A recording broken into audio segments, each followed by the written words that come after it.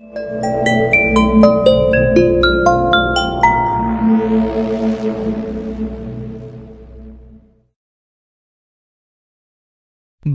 সাহিত্যের রহস্যময় আর রোমাঞ্চকর জগতে আপনাদের প্রত্যেককে স্বাগত জানাই। আজ শ্রী সোমনাথ ব্যানার্জির কলমে বেনুদা সিরিজের তৃতীয় গল্প বাঘ রহস্য। গল্প শেষে আপনাদের কেমন লাগলো সে মূল্যবান কমেন্টটা একেবারেই দিতে ভুলবেন না বন্ধুরা, কারণ আপনাদের একটি কমেন্টে আমাদের মানসিকতা দৃঢ় হয় আরও নতুন নতুন কাহিনী আপনাদের সামনে তুলে ধরে পরিবেশনা করার জন্য। তো আবারও বলি, সঙ্গে রাখুন আর সঙ্গে থাকুন রহস্য ও রোমাঞ্চ টিমের সঙ্গে। শুনে ফেলুন আজকের গল্প শ্রী সোমনাথ ব্যানার্জির কলমে বাঘ রহস্য।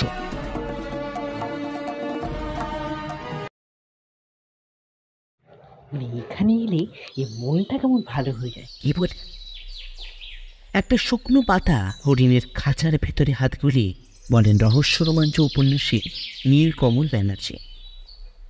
বেনুদা খাঁচার ভেতরে থাকা হরিণদের দেখতে দেখতে বলে, কথাটা একেবারে ফিনেদের মতন বলেননি, তবে তবে কি ভাই?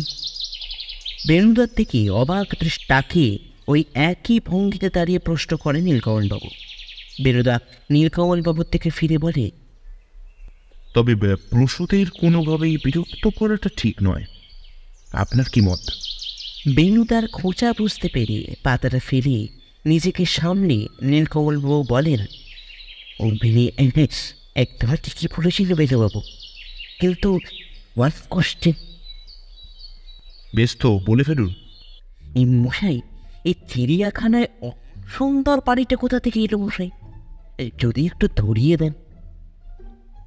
বেনুদা নিজের হাঁটা বন্ধ করে নীলকমলবাবুর দেখিয়ে অবাক দৃষ্টিতে তাকিয়ে বলে, সে কি, আপনি জানেন না? দাদা ছিল মশাই। ওখানে ইংরেজ আমলে গভর্নর থাকতেন, তবে মনোরঞ্জনের জন্য। এই বলেন কি মশাই? এই বলে মাটির ওপর মাথায় হাত দিয়ে ধপাস করে বসে পড়েন নীলকমল। আমি তাড়াতাড়ি জিজ্ঞাসা করি, কি হলো নীলকমলবাবু, শরীর খারাপ হয়েছে নাকি? নীলকমলবাবু কাঁদো কাঁদো ভাবে বলেন, সর্বনাশ হয়ে গেল ভাইয়া, আমার নতুন বই চিড়িয়াখানায় চিৎপাত, মানে আমি ওটাকে পোড়ো বাড়ি বলেছি ভাইয়া। বেনুদা মুচকি এসে বলে, আরে তাতে কি হলো নীলকমল বাবু, আপনার পাঠকরা ওই সামান্য ব্যাপারে কিছু মনে করবে না, তাই নির্ভাবনায় থাকুন। এই বলে বেনুদা নীলকমলবাবুকে হাত ধরে তুলে দাঁড় করায়। মানে বলছেন মশাই? আলবাত। এরপর একে একে শিম্পাঞ্জি, জলহস্তি, বাঘ, হাতি, বিভিন্ন ধরনের পাখি দেখে আমরা এসে বসি একটা খাওয়ার দোকানে। নীলকমলবাবু ইতিমধ্যে আমাদের তিনজনের জন্য কড়াইশুঁটির কচুরি আর আলুর দম অর্ডার করে দিয়েছেন। যথাসময় কচুরি টেবিলে আসতে আমি জিজ্ঞাসা করি, আচ্ছা এখানে কচুরি খাওয়াটা কি দরকার ছিল নীলকমলবাবু? ভদ্রলোক আমাকে আপাত মস্তক একবার ভালো করে দেখেন, তারপর সামান্য পরিমাণে কচুরি আলুর দমের ঝোলে ডুবিয়ে মুখে পুড়ে বলেন, ভাইয়া, আমরা যখন ছোট ছিলাম না, শীতকাল এলেই এই চিড়িয়াখানায় আসা চাই, আর এই কচুরি আলুর দম সঙ্গে নেই। কিন্তু এখন তো কোনোভাবে শীতকাল নয় নীলকমল বাবু, বসন্ত এসে গেছে। তাও ভাইয়া, এখানে এলে এই মনটা কচুরি কচুরি করে। আমি বেশ কিছুক্ষণ থেকে লক্ষ্য করছি বেনুদা ক্রমাগত মোবাইলটা দেখে চলেছে। আমি আবার জিজ্ঞাসা করি, কি হলো বেনুদা, কোনো অসুবিধা? বেনুদা কিছু বলতে যাবে অমনি ফোনটা বেজে ওঠে। বেনুদা ফোনটা রিসিভ করে টেবিল ছেড়ে একটু দূরে গিয়ে কথা বলতে থাকে। নীলকমলবাবু কোনোই দিয়ে আমাকে ধাক্কা দিয়ে জিজ্ঞাসা করেন, এ ভাইয়া, কি ব্যাপার বলো তো? আপনিও যেখানে আমিও সেখানে নীলকমল, তাই বেনুদা এলেই জানতে পারবেন। বেনুদার কথা শেষ হলে তিনি আবারও চেয়ারে এসে বসে। নীলকমলবাবু এবার জিজ্ঞাসা করেন, কি ব্যাপার মশাই, এই কোনো সমস্যা? বেনুদা মুচকি এসে বলে, নতুন কেস। নীলকমল বাবু আমার দিকে ফিরে বলেন, কিছুক্ষণ আগে বলছিলেন না ভাইয়া এই বসন্ত এসে গেছে, এই এতক্ষণ কিন্তু আসেনি ভাইয়া, এবার এলো। এরপর বেনুদার দিকে ফিরে বলেন, এই কেসটা কি বলবি? বেনুদা খাওয়া শেষ করে হাত ধুতে যাবার আগে বলে, কিছুক্ষণ অপেক্ষা করুন নীলকমল বাবু, সব জানতে পারবেন। বাড়িতে ফিরে এসে বেনুদা সেই যে সোফার ওপর সবুজ ডায়েরিটা নিয়ে বসেছে, তারপর থেকে একবারও কোথাও যায়নি। এদিকে আমি আর নীলকমল বাবু তীব্র উত্তেজনাকে সঙ্গে নিয়ে বসে আছি। বেনুদার কাছে কিছু জিজ্ঞাসা করবো তার কোনো উপায় নেই, আর সত্যি বলতে কি সাহসও পাচ্ছি না। তাই আমরা একে অপরের মুখ দেখতে থাকলাম। এমন সময় দরজার কলিং বেলটা বেজে উঠল।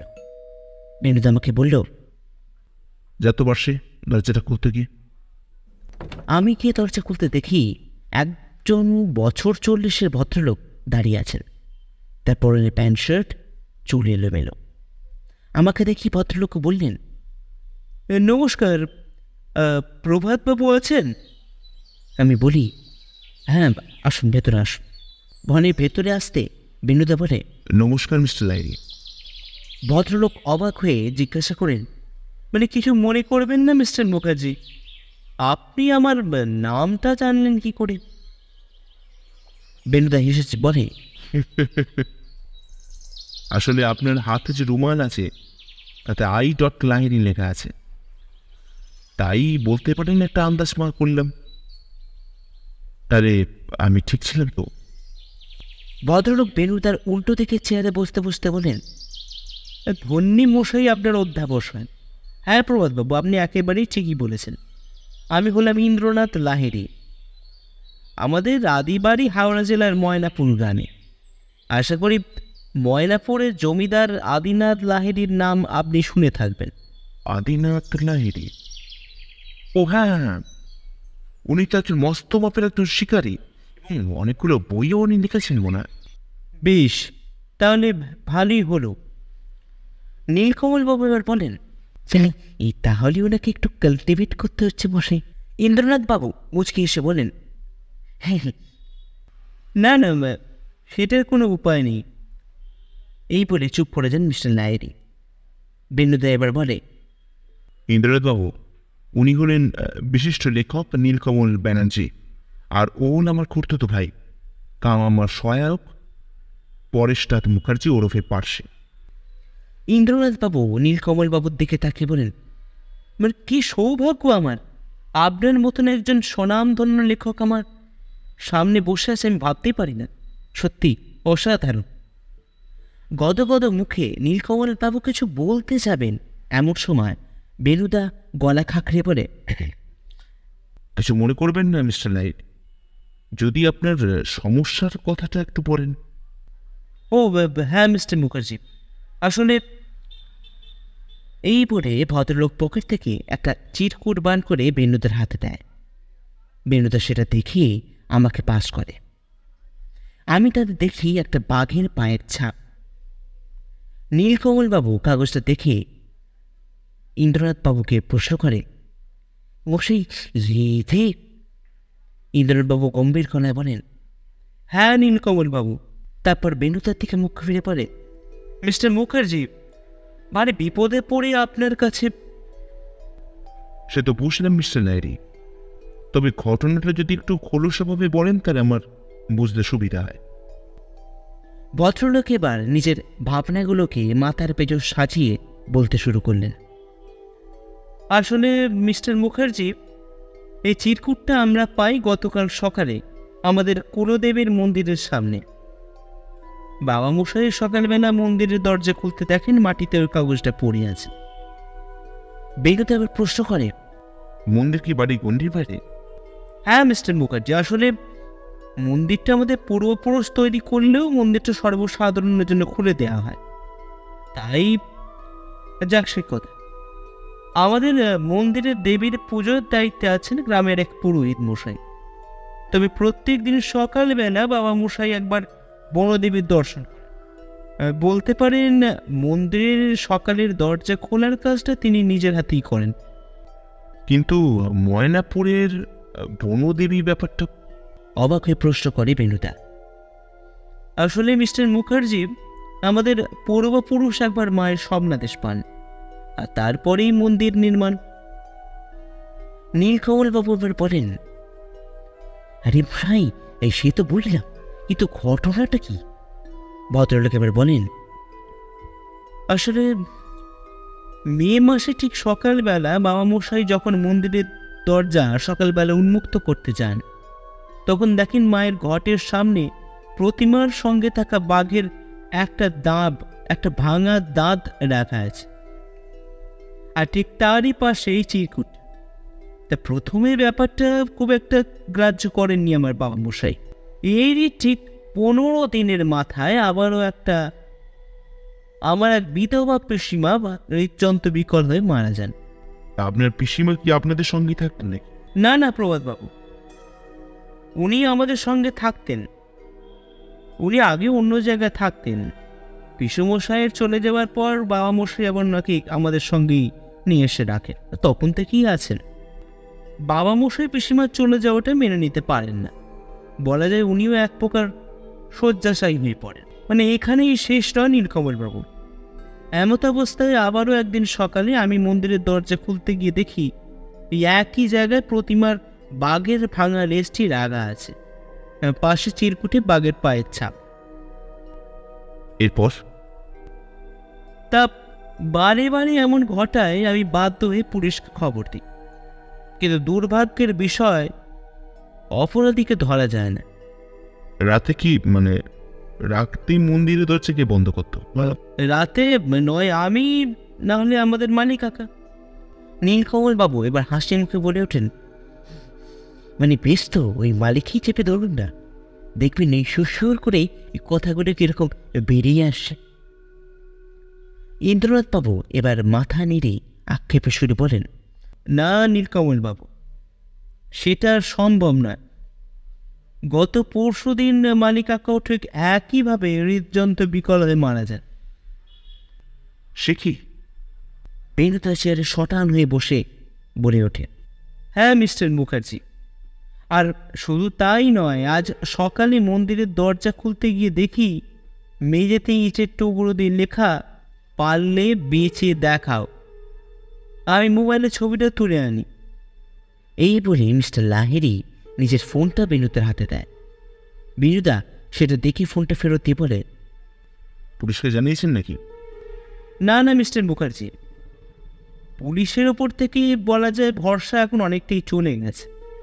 আর সত্যি বলতে কি, এবারে কার ক্ষতি হবে সেটাও তো বোঝা যাচ্ছে না।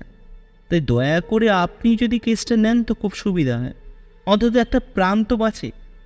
নীলকমল বাবু বেনুদাকে বলে, আরে মশাই, মশাই কিছু তো বলুন। বেনুদা চেয়ারে হেলান দিয়ে পায়ের ওপর পা তুলে ঠোঁটে আঙুল ঘষতে ঘষতে বলে, অপরাধী কি সেটা আন্দাজ করতে পারছেন নাকি ইন্দ্রনাথ বাবু? সেটা পারলে তো আপনার কাছে আসতেই হতো না বেনুবাবু। এই বলে চুপ করে যান ইন্দ্রনাথ বাবু। আচ্ছা, আপনাদের বাড়িতে কে কে থাকেন? বেশি কেউ নয়, আমি, বাবা মশাই আর ম্যানেজার অলোক বাবু, আপাতত এই কজন। আচ্ছা, ম্যানেজার বাবু কত বছর আছেন? বহুদিনের ব্যাপার, বাবার আমল থেকেই আছেন প্রভাতবাবু। সি, ঠিক আছে লারিবাবু, আমি কেসটা নিলাম, তবে আপনাদের ওখানে না যাওয়া অবধি আমি কিছু বলতে পারবো না। তাই আরে এ তো আমার সৌভাগ্য, আপনারা কালকেই চলে আসুন, ওখানেই থাকবেন। আর তার সঙ্গে, এরপর একটু থেমে বলেন, আসলে বেশি দেরি করতে চাইছি না প্রভাতবাবু, এরপর কার পালা সেটাও তো বোঝা যাচ্ছে না, তাই না? ইন্দ্রনাথ বাবু চলে যাওয়ার পর নীলকমল বাবু বেনুদাকে জিজ্ঞাসা করেন, কি ব্যাপার বলুন তো বেনুবাবু, ইন্দ্রনাথ বাবু চলে যাওয়ার পর থেকেই দেখছি আপনি কেমন চুপ করে আসেন। বেনুদা জানলার সামনে দাঁড়িয়ে সিগারেটে একটা টান দিয়ে বলে, বিষয়টা ভীষণ গোলমেলে নীলকমল বাবু। প্রতিমায় থাকা বাঘের মূর্তির অংশ ভেঙে বাঘের পায়ের ছাপ রেখে যাচ্ছেন, আর তার কিছুদিন পরেই একজন করে মানুষ মারা যাচ্ছে। এদিকে সন্দেহ করার মতন কেউ নেই। আমি এবার বলি, আচ্ছা বেনুদা, ওই ম্যানেজার বাবুকে? আমার মুখের কথা থামিয়ে বেনুদা বলে, এইভাবে কিছু বলা চলে না পার্শ্বে। ওখানে না যাওয়া অবধি আর ঘটনাগুলো ভালো করে না খোঁজা অবধি কিচ্ছু বলা যাবে না। তবে তবে কি বেনুদা? বেনুদা এবার আমাদের দিকে মুখ ফিরিয়ে বলে, আমাদের হাতে সময় খুব কম রে পার্শ্বে। এবারে মূর্তির ভাঙেনি ঠিকই, তবে লেখাটার কথাটা কিন্তু ফেলে দেওয়া যায় না। এরপর নীলকমল বাবুর দিকে ফিরে বলে, নীলকমলবাবু, আপনি প্রস্তুত তো রহস্যের কিনারা করতে? আরে হারি হাল বাদ মশাই, আপনি আজ্ঞা দিলি এই কাল সকালে গাড়ি লাগিয়ে দিচ্ছি। অতর দিগন্তে নিবিষে মধ্যে মনের আঙিনার কাছে ফুটেছিল রবি, ফুটেছিল তারা, ভয় পাই যদি পাছে। কি ভাইয়া, কেমন লাগলো? গাড়ির জানলা থেকে বাইরে গ্রাম বাংলার দৃশ্য দেখতে দেখতে শিবেন হাজরার বিখ্যাত কবিতা বলে প্রশ্ন করেন নীলকমলবাবু। আমি ভাবছি কি বলি, কারণ কবিতার মাথা মুন্ডু আমি কিছুই বুঝতে পারিনি। বিনোদা গাড়ির সামনের সিটে বসে বলে, খাসা হচ্ছে নীলকমলবাবু, চালিয়ে যান। আমি বলি, আচ্ছা নীলকমলবাবু, রবি আর তারা ফুটবে কি করে? ভদ্রলোক আমার রসিকতা ধরতে পেরে বলেন, আরে ভাইয়া, আরে কবিতার মজ্জাটা ধরতে হবে ভাইয়া, তাই কিন্তু ওই আসল রাজা। আমাদের গাড়ি যখন ইন্দ্রনাথবাবুর বাড়ির সামনে থামল, দেখি ইন্দ্রনাথবাবু ইতিমধ্যেই আমাদের গাড়ি থেকে বাইরে বেরিয়ে এসেছেন। গাড়ি থেকে নামতে ভদ্রলোক আমাদের বাড়ির বাড়ির ভেতরে নিয়ে গেলেন। সত্যি এককালে যে বাড়ির অবস্থা বেজায় ভালো ছিল তা বলে দিতে হয় না। একটা লাল কার্পেট পেছনে ঘরে আমাদের বসতে পড়ে ইন্দ্রনাথবাবু বেরিয়ে গেলেন। আমি দেখি আমি আর নীলকমলবাবু একটা সোফায় ভাগাভাগি করে বসি, আর বিনুদা গোটা ঘরটাকে ঘুরে ফিরে দেখতে লাগেন। এই ঘরেই জিনিসপত্রের বইয়ের সংখ্যাই বেশি। এই ক্ষমা করবেন মিস্টার মুখার্জি, আসলে আপনাদের জন্য কিছু জলযোগের ব্যবস্থা করতে গিয়েছিলাম। বিনুদা মুচকে এসে বলে, এসবের কিছু দরকার ছিল না। তারপর আমাদের পাশের চেয়ারে এসে বিনুদা বসে, আর ঠিক আমাদের সামনের চেয়ারে বসেন মিস্টার লাহিড়ী। বিনুদা জিজ্ঞাসা করে, এর মধ্যে আর কিছু ঘটেছে নাকি? ইন্দ্রনাথবাবু চুপ করে যান, তারপর একটু ভেবে বলেন, তেমন কিছু হয়নি মিস্টার মুখার্জি, তবে কাল রাতে বাবা মশাইয়ের মনে হয় কেউ যেন তাকে ঘরে ঢুকেছে। তবে আমি খুঁজে দেখলাম কিছুই কোথাও নেই, হয়তো মনির ভুল। হ্যাঁ, সেটাই হতে পারে, তবে একটু সাবধানতা নেওয়া উচিত ছিল আপনাদের। আপনি বলেছেন লোকাল থানায় একবার খোঁজ দিয়ে দিন। এখন কোনো রকম রিস্ক নেওয়া যাবে না ইন্দ্রনাথবাবু। বিনোদার কথা বলতে বলতেই একজন পরিচারক এসে আমাদের সামনের টেবিলে সিঙ্গারা, মিষ্টি, শরবত রেখে চলে গেল। আমি দেখলাম বেনুদার সেখান থেকে একটা সিঙ্গারা তুলে কামড় দিয়ে ইন্দ্রনাথবাবুকে বলে, আচ্ছা ইন্দ্রনাথবাবু, একবার মন্দিরটা দেখে আসা প্রয়োজন, কারণ রহস্যের চাল কিন্তু বিস্তার হয়েছে ওই মন্দির থেকে। তাই হ্যাঁ, সে তো আমি অবশ্যই নিয়ে যাব আপনাদের। তার আগে আপনারা একটু ফ্রেশ হয়নি, তারপর না হয়। বেশ, তাই হবে। দোতলার একটা ঘরে আমাদের থাকার ব্যবস্থা করলেন ইন্দ্রনাথবাবু। 3টে সিঙ্গেল বিছানা, একটা স্টাডি রুম আর একটা প্রকাণ্ড জানলা। জানলার সামনে দাঁড়িয়ে দেখলাম বাড়ির পিছন দিকটা একটা পুকুর, কিন্তু যত্নের অভাবে তার জঙ্গলে সবুজ রূপ ধারণ করেছে, আর সেই পুকুর ঘিরে রয়েছে ঘন জঙ্গল। এই দিকটা দেখে নীলকমলবাবু বলেন, এই ভায়া, এই বাড়ির পেছন দিকে যা অবস্থা, তাতে অচেনা কেউ এদিকে গেলে রাস্তা হারিয়ে ফেলবে। কিন্তু মানতে হবে ভায়া, এই জায়গাটা কিন্তু যাকে বলে খাসা। সত্যি চারিপাশের পরিবেশ যাকে বেনুদার ভাষায় বলতে গেলে অসাধারণ। আমি বেনুদাকে জিজ্ঞাসা করলাম, আচ্ছা বেনুদা, কিছু বুঝতে পারলে? বেনুদা তার ব্যাগ থেকে জামা বার করতে করতে বলে, না রে পাশে, কিছুই বুঝতে পারিনি। তবে এটা বুঝেছি যে আমাদের পাশের ঘরটাই শিকার করা পশুদের সংগ্রহশালা।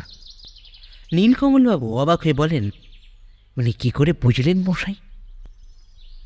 আপনারা হয়তো লক্ষ্য করেননি, ইন্দ্রনাথবাবু আমাদের যখন এই ঘরে নিয়ে এলেন তখন পাশের ঘরের দরজা খোলা ছিল, তাই এ ধন্যী মশাই আপনার অধ্যাবসায়।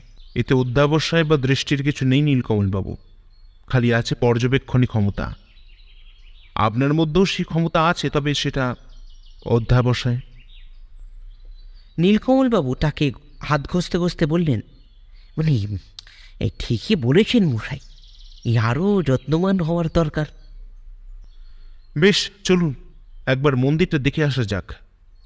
আপনারা তৈরি হয়ে নিন। এই বলে বেনুদা এগিয়ে যায় স্নানঘরের দিকে। আমরা প্রস্তুত হয়ে ইন্দ্রনাথবাবুর সঙ্গে বেরিয়ে পড়ি বনবিবির মন্দিরের উদ্দেশ্যে। লাহেরিবাড়ি গণ্ডি পেরিয়ে কিছু দূর এগোতেই শ্মশান, আর তার ঠিক পাশেই মা বনবিবির মন্দির। আমরা যখন সেখানে পৌঁছালাম তখন ভোগ আরতি চলছে। ঢাকের আওয়াজে চারিদিকে সাজো সাজো রব। ছোট্ট চারচালার লাল রঙের মন্দির, তারই সামনে লাল মেচের বিস্তীর্ণ চাতাল, আর তার উপর জনা দশেক মানুষ বসে আছেন। বেনুদা এবার বলে, এই সেই প্রতিমা ইন্দ্রনাথবাবু? হ্যাঁ, একদম ঠিকই ধরেছেন মিস্টার মুখার্জি। বাঘের দাঁত আর লেজ দক্ষ শিল্পী দিয়ে ঠিক করানো হয়েছে, কিন্তু আর লেখাটা কোথায় ছিল? ওই তো মায়ের গর্ভগৃহের সামনেই। বিশ্বাস করুন মিস্টার মুখার্জি, আমরা কিন্তু সত্যি সত্যি বিষম চিন্তায় আছি। তাই আপনি যদি... বেনুদা ইন্দ্রনাথবাবুর কথা থামিয়ে বলে, এখানে কোনো কথা বলা ঠিক হবে না মিস্টার লাহিড়ী। মানুষের কানে গেলে ব্যাপারটা খুব বুদ্ধিমানের কিছু হবে না। ইন্দ্রনাথবাবু এর বলেন, তাহলে চলুন, ওইদিকে শ্মশানের পাশে একটা পুকুরের ধার আছে, সেখানেই বাঁধানো চাতালে বসা যাক। নীলকমলবাবু কাপা কাপা গলায় বলেন, এই মানে এ বেনুবাবু, এই শ্মশান মানে? ভয় পাবেন না নীলকমলবাবু, আমরা সবাই আছি। প্রয়োজন হলে এই পাশের হাতটা আপনি শক্ত করে চেপে ধরুন।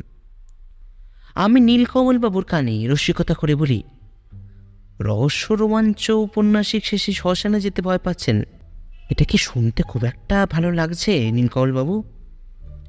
ভদ্রলোক আমার কথার কোনো উত্তর না দিয়ে গটমট করে শ্মশানের দিকে হাঁটা লাগালেন। সুন্দর পরিষ্কার পরিচ্ছন্ন পুকুরঘাট, তারই একপাশে সিমেন্টের বাঁধানো বসার জায়গা, আর তারই ওপর আমরা তিনজন বসলাম। আর তার ঠিক উল্টো দিকে বসলেন মিস্টার লাহিড়ী। এখানে বলে রাখা ভালো, নীলকমলবাবু সুযোগ বুঝে আমাদের মাঝখানে কিন্তু বসে আছেন। বেনুদা এবার একটা সিগারেট ধরিয়ে বলে, মিস্টার লাহিড়ী, আপনার বাবার সাথে দেখা হলো না তো? আসলে প্রবাদবাবু, বাবা আপনাদের কোনো প্রশ্নের উত্তর দিতেই পারবেন না। তার শারীরিক অবস্থা খুব একটা ভালো না, তাই ওনাকে... হ্যাঁ, আমি চেষ্টা করবো যাতে ওনাকে বিরক্ত না করতে হয়। এরপর বেনুদা কিছুক্ষণ চুপ করে, তারপর বলে, আর আপনাদের ম্যানেজার মশাইয়ের সঙ্গে আলাপ করা হলো না তো? ইন্দ্রনাথবাবু বললেন, আসলে উনি সকালে বিশেষ একটা কাজে সদরে গেছেন, এখন হয়তো চলেও এসেছেন। দাঁড়ান, আমি ফোন করে ডেকে নিচ্ছি। এই বলে তিনি ম্যানেজার অলোকবাবুকে ফোন করলেন। মিনিট দশেকের মধ্যেই একজন 60 বছর বয়সী ভদ্রলোক আমাদের সামনে এসে হাজির হলেন। তার পরনে ধুতি, পাঞ্জাবি, চোখে চশমা, আর মুখে চোখে গো বেচারা ভাব।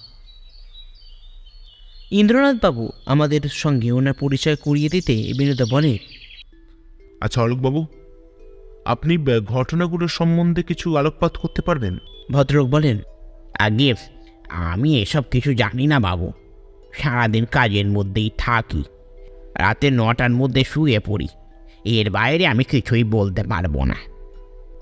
বেশ, তো তোমার বাড়ি কোথায়? নদিয়া। কে কে আছেন? আমার এক দাদা আর বৌদি। আমি বিবাহ করিনি, মাঝে মাঝে ইচ্ছা করলে ওনাদের দেখে আসি। ঠিক আছে, আপনি আসতে পারেন। ভদ্রলোক একটা নমস্কার জানিয়ে চলে যাবেন, এমন সময় বেনুদা আবারও জিজ্ঞাসা করে, আচ্ছা, আপনার নামটা? তিনি পেছন ফিরে বলেন, আগে অলোক কবিরাজ। বেশ, আপনি আসতে পারেন। ভদ্রলোক চলে যেতে ইন্দ্রনাথবাবু বলেন, অলোকবাবু আমাদের বহুদিনের কিন্তু কর্মচারী, তাই বেনুদা কিছু একটা ভাবতে ভাবতে মাথা নাড়ায়। আমি বুঝতে পারি বেনুদার মনে এখন অনেক প্রশ্ন জড়ো হয়েছে, তবে তার উত্তর কি হবে সেটা জানা খুব মুশকিল। দুপুরে রাজকীয় খাওয়া দাওয়ার করে নীলকমলবাবু নিজের মধ্য দেশে হাত বোলাতে বোলাতে বললেন, মশাই একটু হাঁটলে ভালো হতো না? মানে এমনিতেই বেলা তো অনেকটি হয়ে গেল, তার উপর এত খাওয়া দাওয়া, আর ঘড়িতে মশাই বলছে বিকেল 4টে, তাই। চমৎকার বলেছেন নীলকমলবাবু, চলুন, যাওয়া তো যেতেই পারে। এবার ইন্দ্রনাথবাবু বলেন, মানে কিছু মনে করবেন না মিস্টার মুখার্জি, দুপুরে খাওয়া দাওয়ার পর আমার একটু শোয়া অভ্যেস আছে, তাই আপনারাই যদি। না না, কিছু মনে করার কিছু নেই, আমার রাস্তা মনে আছে। আগে বাবু, যদি কিছু মনে না করেন তাহলে একটা কথা বই। ম্যানেজার অলোকবাবু বলে উঠলেন। বেনুদা বলে, হ্যাঁ অবশ্যই, বলুন না। আপনারা পারলে নদীর পাড় থেকে ঘুরে আসুন। ওখানে এই বটতলায় বসে দামোদরের শোভা দেখার মতন, তবে সন্ধ্যার আগেই চলে আসবেন। গ্রামের ব্যাপার তো বাবু। বেশ তো, তাহলে যাওয়া যেতেই পারে। এ কি বলেন বেনুবাবু? আলবাত। মানে প্রাণটা একেবারে জুড়িয়ে গেল মশাই। নীলকমলবাবু বটতলার বসে পা দোলাতে দোলাতে বলেন।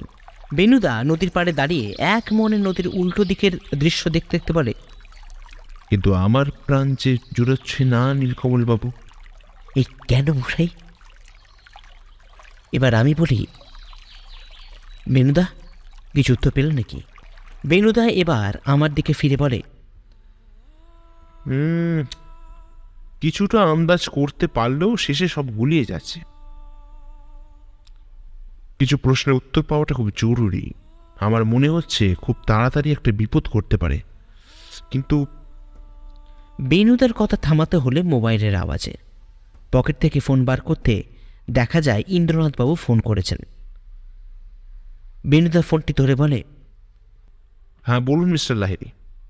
কি সর্বনাশ! হ্যাঁ, আমরা এক্ষুনি আসছি।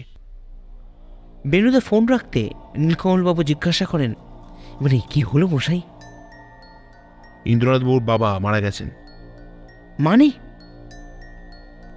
হ্যাঁ, পাশে। আমাদের এক্ষুনি ওখানে যাওয়া প্রয়োজন। লাহিড়ী বাড়িতে ফিরে আসতে ইন্দ্রনাথবাবু ওনার বাবার ঘরে আমাদের নিয়ে যান। আমরা গিয়ে দেখি একজন বয়স্ক মানুষ বিছানার ওপর শুয়ে আছেন। নীলকমলবাবু বলেন, মানে মশাই এই কোথা থেকে কি হয়ে গেল বলুন তো? এ মাত্র 2 ঘন্টার মধ্যেই মানে কী সব ঘটে গেল যেন। বেনুদা সেদিকে কর্ণপাত না করে ইন্দ্রনাথবাবুকে জিজ্ঞাসা করে, কি করে হলো ইন্দ্রনাথবাবু? মিস্টার লাহিড়ী কাঁদো কাঁদো কণ্ঠ বলেন, মানে কিছু জানি না প্রভাত বাবু, বিকালে বাবাকে ওষুধ খাওয়াতে এসে দেখি এই অবস্থা। আমি ডাক্তারবাবুকে ডেকে পাঠাই, তিনি এসে বলেন এই অবস্থা। আমরা বাইরে চলে আসি। বেনুদাকে দেখলাম সে চিন্তিত, আর এই মুহূর্তে কিছু বলবেও না। আমরা বাড়ির উঠোনে দাঁড়িয়ে আছি। হঠাৎ অলোকবাবু সদর দরজা দিয়ে ছুটতে ছুটতে ইন্দ্রনাথবাবুকে বলেন, এই ছোট কর্তা, মন্দিরে। এই বলে হাঁপাতে থাকেন তিনি। বেনুদা ইতিমধ্যে চোখের নিমেষে এক ছুটে বেরিয়ে যায় বাড়ি থেকে, আর তার পেছন পেছন দৌড়াতে থাকি আমি আর নীলকমলবাবু। মন্দিরের সামনে পৌঁছতে দেখি দেয়ালে ইটের টুকরো দিয়ে লেখা, শেষ ভালো যার সব ভালো তার। নীলকমলবাবু এটা দেখে বলে ওঠেন, মশাই মানে এবার কি করবেন মশাই? বেনুদা সেই দিকে স্ত্রীর দৃষ্টি রেখে বলে, শেষ আর ভালো হবে না খুনির নীলকমলবাবু। বেনু মুখার্জি তাকে আর সহজে ছেড়ে দেবে না। খেলা তো এবার শুরু হলো। মানে মশাই পুলিশকে ডাকাটা কি খুব একটা উচিত হলো? না না, মানে ইন্দ্রনাথবাবুর অনুমতি না নিয়ে। নিচের খাটে বসে বেনুদার দিকে তাকিয়ে প্রশ্ন করেন নীলকমলবাবু। বেনুদা জানলা দিয়ে পূর্ণিমার চাঁদ দেখতে দেখতে বলে, এছাড়া আর তো কোনো উপায় নেই নীলকমলবাবু। এতে সাধারণত দুটো কাজ হবে। আমি বলি, কি কি বেনুদা? বেনুদা এবার আমার দিকে দৃষ্টি দিয়ে বলে, প্রথমত খুনি সাবধান হয়ে যাবে, যেভাবে অন্যায়ভাবে একের পর এক কাণ্ড ঘটাচ্ছে সেটা আর করতে পারবে না। আর দ্বিতীয়ত ইন্দ্রনাথবাবুর বাবার দেহটা পোস্টমর্টম করা হবে, আর তাতে জানা যাবে মৃত্যুর কারণটা কি। মানে সত্যি মশাই, আপনাকে যত দেখি এই ততই যেন অবাক হয়ে পড়ি। কিন্তু ভিন্নুবাবু, এর পরের একটা প্রশ্ন তো রয়েই যাচ্ছে।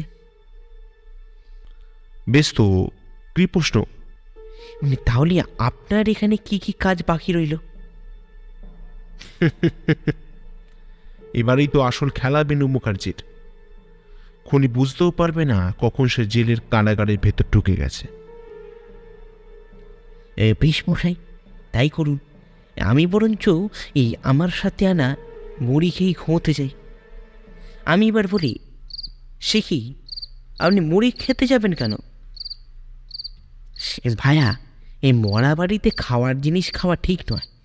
তার ওপর ইন্দ্রনাথবাবুর, নীলকমলবাবুর কথা থামাতে হলো, কারণ দুজন ভৃত্য এসে আমাদের রাতের খাওয়ার দাওয়া দিয়ে যায়।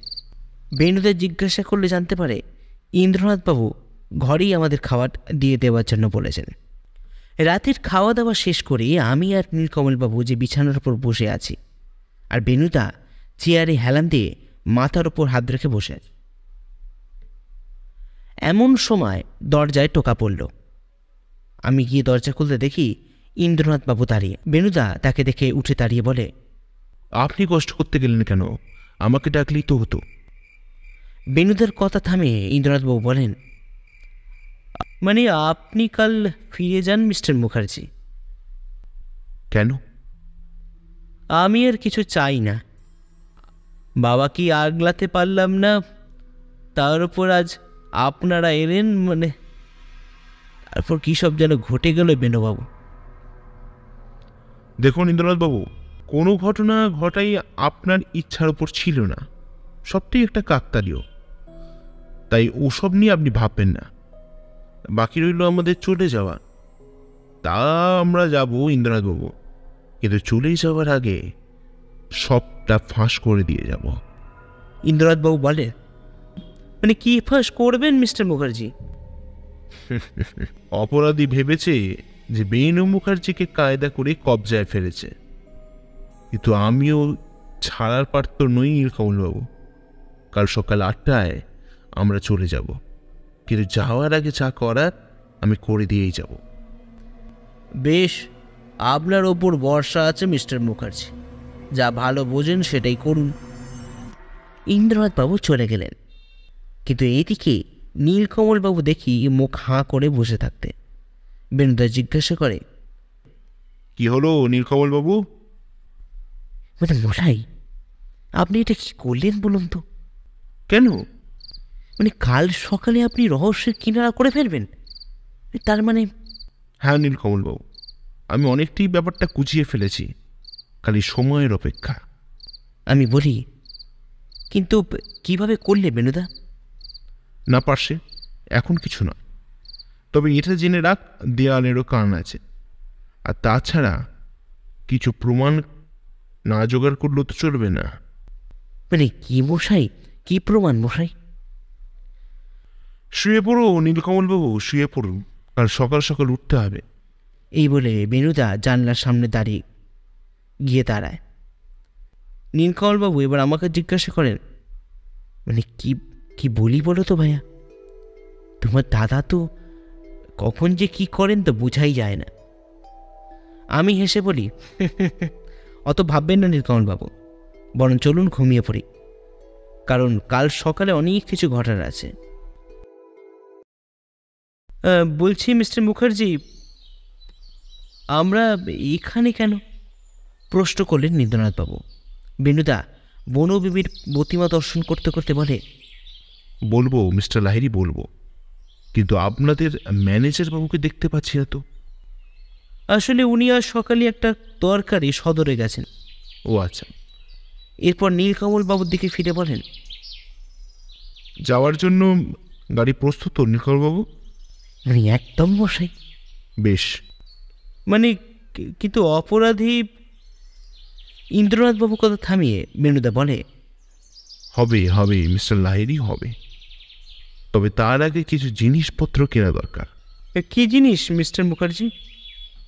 আপনাদের বাড়ির ইতিহাস আমি যেটুকু আপনার কাছ থেকে জেনেছি সেটুকু জেনে আমি সন্তুষ্ট হতে পারিনি। তাই আমি আপনার অগোচরে লাহিড়ী বাড়ির ইতিহাস সম্বন্ধে খোঁজ লাগাতে চাই আর জানতে পারি এক নির্মম ইতিহাস। মানে নির্মম ইতিহাস? হ্যাঁ মিস্টার লাহিড়ী, আপনার পিতামহ মানে আদিনাথ লাহিড়ী শুধু শিকার করে প্রাণী হত্যা করেছেন তাই নয়, ওনার অত্যাচারে ধ্বংস হয়েছে অনেক সাধারণ পরিবার। আর ঠিক সেই রকম এক পরিবারের উত্তরসূরি ঠিক করেন না যে আপনাদেরও ধ্বংস করবেন একে একে। মানে এসব কি বলছেন মিস্টার মুখার্জি? আমি একদম ঠিক কথা বলছি মিস্টার লাহিড়ী, একে একে প্রাণ হারান আপনাদের পরিবারে বহু মানুষ। কিন্তু সে কে প্রভাতবাবু? বেশ, আপনি যখন জানতে চাইছেন তখন বলি। এই বলে বেণুদা ইন্সপেক্টর ভদ্রকে ডাকেন, আর সঙ্গে সঙ্গে ইন্সপেক্টর তার সঙ্গে থাকা 2 কনস্টেবল নিয়ে হাজির হন ম্যানেজার অলোক কবিরাজকে গ্রেপ্তার করে। ইন্দ্রনাথবাবু অবাক হয়ে বলেন, মানে এটা কি করেছেন মিস্টার মুখার্জি? উনি আমাদের বহুকালের কর্মচারী। হ্যাঁ, সেই জন্যই তো খুন করতে সুবিধা হয়েছে ওনার। কিন্তু কেন? আসলে আপনার পিতামহ নিজের স্বার্থের পরিপূরণ করতে খুন করেন অলোকবাবুর বাবা ও মাকে। অলোকবাবু হয়তো খুন হতেন, কিন্তু ভাগ্যক্রমে তিনি পালিয়ে বাঁচেন।